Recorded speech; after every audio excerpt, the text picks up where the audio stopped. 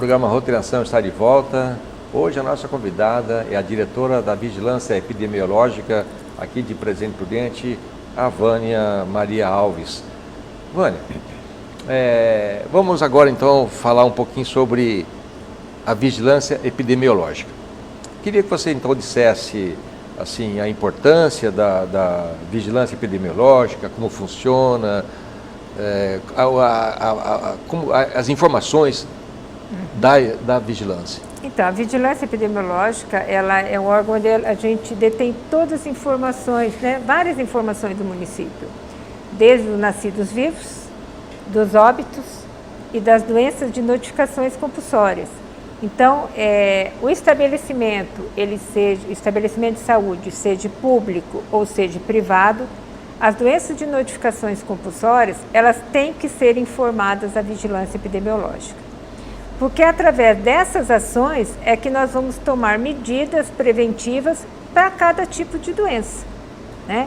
Então, é importante que esses órgãos, que o consultório médico, sabe, não precisa ser só um hospital, uma clínica, o próprio consultório médico, ele tem que informar a vigilância para que a gente tome medidas aí, adote medidas para você segurar, né, aquele caso, para você não ter ali inúmeros casos, uma epidemia, alguma coisa mais grave decorrente de alguma doença que deveria ter sido feita uma medida preventiva e pelo desconhecimento não foi feito no momento. Então, assim, os óbitos, por exemplo, quando a pessoa vai a óbito, as causas dos óbitos, tudo isso a vigilância tem. E são todos esses dados que vão gerar políticas públicas de saúde dentro do município. Ah, está morrendo mais disso, está morrendo mais daquilo. Então, o município vai estar podendo fazer ações, promover ações para você estar diminuindo, por exemplo, aquela causa de óbitos. No caso de nascidos vivos, se você tem nascidos, com muitas crianças nascendo com baixo peso, o que o município precisa fazer para você melhorar para que as crianças comecem a nascer, né, não nascer com baixo peso? Então, são todas essas ações, todas essas informações que vai fazer com que o município planeje algumas ações também dentro daquilo que está acontecendo dentro do município.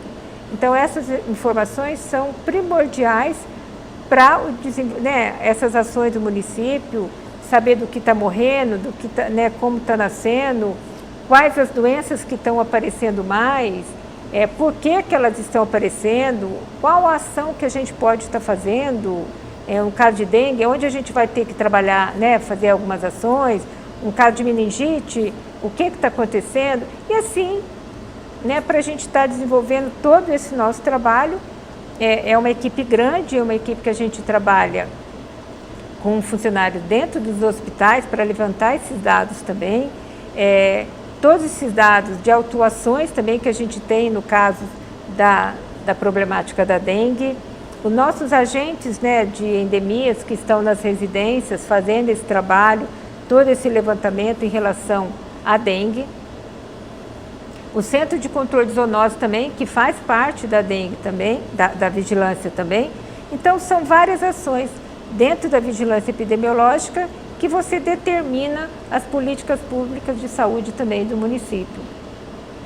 Até com os trabalhadores, né, se está acontecendo, quais são os acidentes que acontecem com os trabalhadores, todas essas ações também a gente tem dentro da vigilância. Vânia, você falou dengue, você falou em meningite, ou seja, a vigilância epidemiológica, ela cuida de todas as doenças transmissíveis.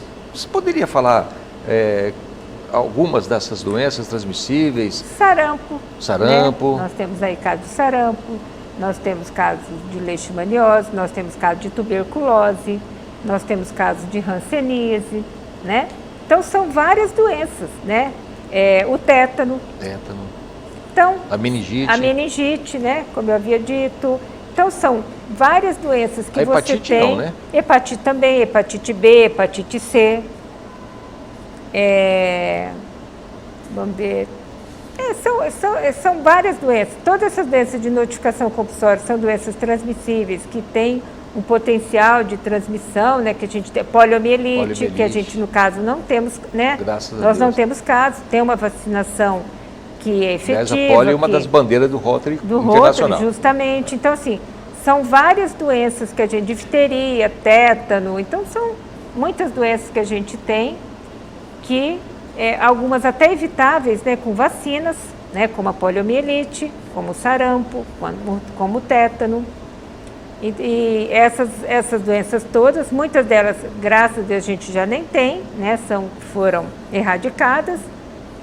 Tem algumas que estão voltando, febre amarela também, né, uma outra doença de notificação compulsória.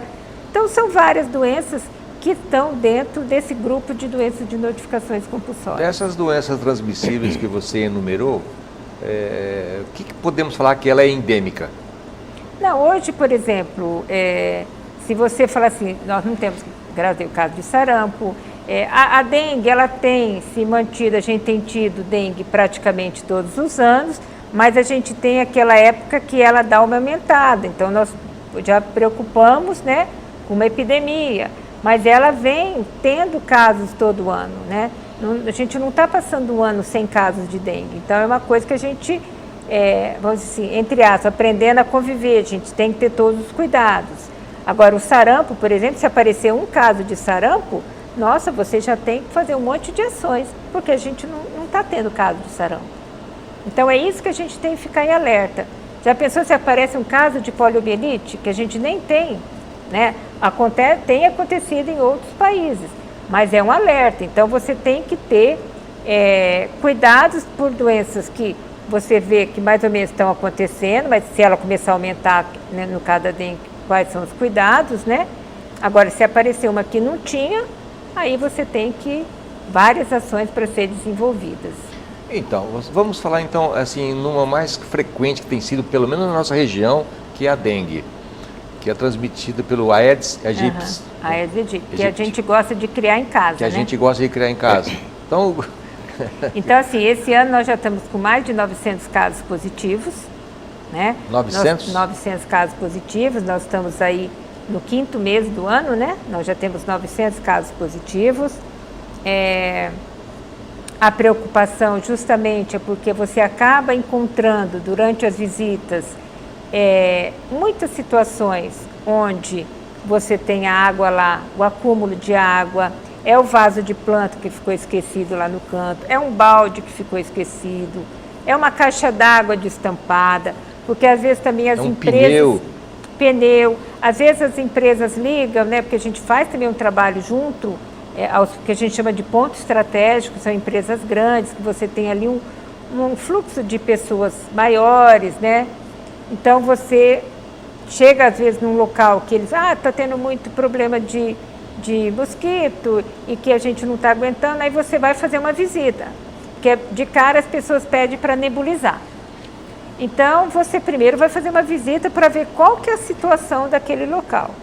Quando você chega naquele local, você vê um monte de situações, é o ralo entupido, é uma poça de água, às vezes sim, no quintal da empresa lá, da casa, fica aquela poça de água. Quando você vai ver ali, já tem um monte de larva. Então, você chega ali, uma caixa d'água destampada, uma fossa aberta. Aí você vai o quê? Primeiro, você notifica aquela pessoa, para ela primeiro tomar aqueles cuidados ali, diante daquela situação. Porque enquanto você não aqueles criadouros, não adianta ir lá fazer uma nebulização. Por isso, quando você tem um caso positivo, você faz todo um trabalho de bloqueio de criadouros em volta daquela casa, né, naquele quarteirão, para quê? Para eliminar os criadouros. Depois que você elimina os criadouros, aí que você pode ir lá fazer a nebulização casa a casa. Porque se você não eliminar os criadouros, não vai resolver. O inseticida, ele tem uma ação, ele não tem ação residual, fica ali ele tem uma ação assim, ele mata o mosquito adulto. Se eu deixei o criadouro lá, amanhã, depois de amanhã, eu vou ter mosquito adulto. Então, eu resolvi o seu problema? Não, eu não resolvi. Por isso que primeiro tem que se fazer essa eliminação de todos os criadouros que tem em volta daquela casa que deu positivo, faz todo aquele trabalho para depois você vir com a nebulização. Senão você não adiantou o serviço. Você usou um inseticida e não adiantou o problema. Ivone, e é uma questão social, de responsabilidade de todos, né? De Porque todos. se eu moro numa residência e eu tenho meus cuidados e o meu vizinho não tem, Realmente, é um ajudando o outro. um ajudando o outro, né? A pessoa tem uma piscina no fundo da casa dela que ela não cuida. Agora é um período assim, né? Que a pessoa começa a esfriar, já não usa muito. Não usa mais a piscina. Às vezes tem uma piscina lá no fundo, que é aquela piscina que você poderia até desmontar, ou você poderia virá-la para que você não tenha, né? Você chega lá, também está aquela piscina cheia de larva. Então, quantos mosquitos, né? Você já não está saindo dali. Então, a gente tem que lembrar disso. Eu tenho que eliminar criadouros. Eu gosto de planta, ótimo, mas eu tenho que ter o cuidado para não ter aqueles pratos com água lá. E as equipes da vigilância epidemiológica vão visitar os bairros. Vão. Algum bairro assim mais com foco? Neste momento, a gente tem aqui, por exemplo, a Zona Norte, Zona que Norte. é Humberto Salvador, Batal Chibache, onde a gente teve o maior número de notificações e de casos. O Centro-Norte, que é São Judas, Aviação, Paulista, a Maristela, também é um local que a gente teve bastante notificações e bastante casos positivos. Depois a gente teve aqui o lado do Maré Mansa, Novo Bom Giovanni, e a gente observa assim, que o mosquito, ele não escolhe o lado, ele vai numa residência, porque aquele lá, não, o mosquito não escolhe, ele vai no bairro, aquilo ali é um bairro, mas ele tira, não tem diferença. Qualquer local que você tiver a presença lá dos criadouros, você deixar aquela poça de água, você deixar recipiente com água, você vai ter. Então, não é que o bairro tal ou o bairro tal, não. Às vezes uma região, ela é pior porque você acaba encontrando mais situações. Esse lado Jardim Paulista, Novo São Judas, Aviação, a gente teve bastante casos, bastante relatos até de famílias que tinha 2, 3, 4. Mas o que acontece também? Se esses casos não forem notificados, se não tiver uma notícia, nós não sabemos. Para nós ele não aparece. Porque com essa preocupação também das pessoas estarem indo numa unidade de saúde, estarem procurando atendimento, né? Porque ninguém quer sair, né? Tem aquele que sai muito e tem aquele que não quer sair. É recluso mesmo. Então, o que acontece? A gente, lá nós começamos a receber telefonemas, falando, porque na minha casa tem um caso, 2, meu vizinho também está, o outro vizinho também está. Mas vocês foram onde? Não, nós não fomos lugar nenhum. Né? Então, sintoma, fizeram um exame particular, foram lá, fizeram o exame. Mas nós não fomos. Então, se não está notificado, para nós não aparece. Né? Se não tem um caso, ele não aparece. Então, como que eu vou trabalhar um caso que não é do conhecimento da vigilância? Foi o que aconteceu no Jardim Paulista, no São Judas. Muitas pessoas nós fomos descobrindo depois. Mas aí você já tinha um número grande de pessoas e essas já foram contaminando outras, porque o que transmite aí no caso é o mosquito contaminado, não transmite de pessoa para pessoa, igual o Covid, né? Então tem que ter o mosquito contaminado, vetor. Picou eu e picou você. E aí ele vai transmitir através do mosquito. Então o que eu tenho que evitar realmente é o criador. Se eu não tiver mosquito adulto, eu não tenho como estar pegando a doença, ele picando um doente, me picando. Então é esse cuidado que a gente tem que ter em relação à dengue, é a eliminação de criadouros. Isso cada um tem que fazer na sua casa. Se cada um cuidar da sua casa, a gente não vai ter. E se você prestar atenção, vários lugares que você vai, você vê lá o Aedesinho, porque ele é o rajadinho. Você vê que tem. Dá para conhecer, né? Dá para conhecer. Muito bem. O programa Roteiração dá mais um breve intervalo, voltamos no próximo bloco.